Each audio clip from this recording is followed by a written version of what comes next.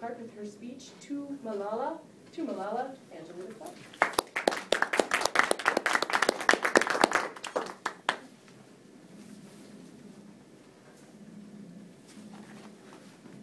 In Toastmasters, we practice our skills in public speaking. Mr. Chairman, fellow Toastmasters, and no more guests today. I believe Omi and Shellyanne are now members. So today I'm going to toast a young girl who has been fighting just for the right to speak in public. Malala Yousafzai is a 14-year-old schoolgirl. She lives in the Swat Valley in Pakistan. And right now, she's in a hospital in the United Kingdom.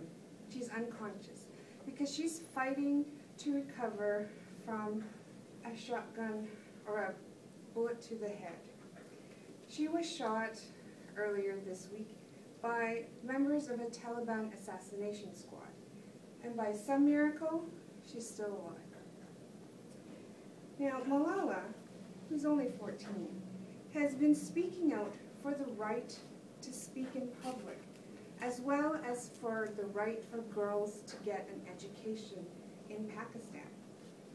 So she's already been doing this for more than 3 or 4 years, and she's only 14. She was a girl in an area that was controlled by the Taliban for a couple of years. And during that time, she wasn't allowed to go to school. And in fact, there were over 100 girls' schools that were blown up.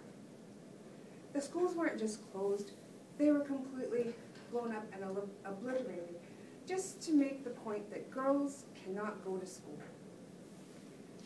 Well, she began to anonymously blog about her experiences, and when the Taliban were removed from the valley, she was able to come out in public. And because of her efforts in publicizing, the difficulties of a young girl not being allowed to go to school, she was nominated for the International Children's Peace Prize by Desmond Tutu, and as well, she won Pakistan's very first National Youth Peace Prize.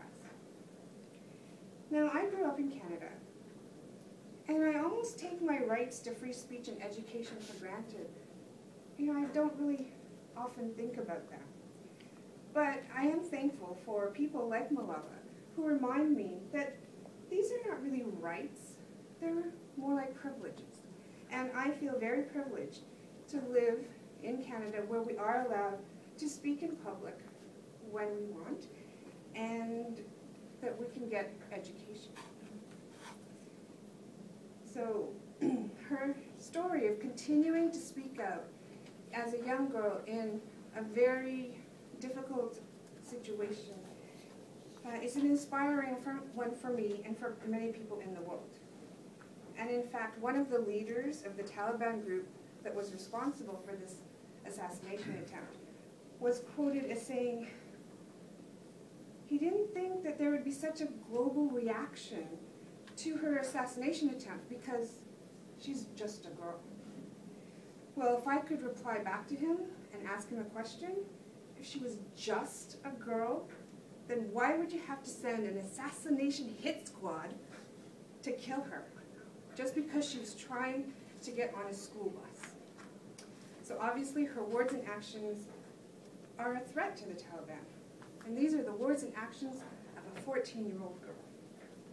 So it's my sincere hope that her words and actions will serve as an inspiration to support free speech and education for all children in all countries.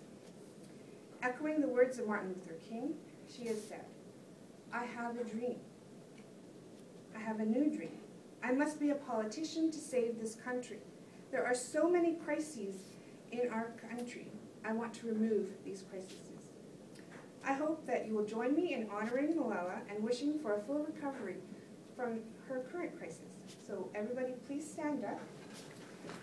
Raise your glasses in a toast to Malala and her recovery. To Malala and her recovery. Mr. Chair.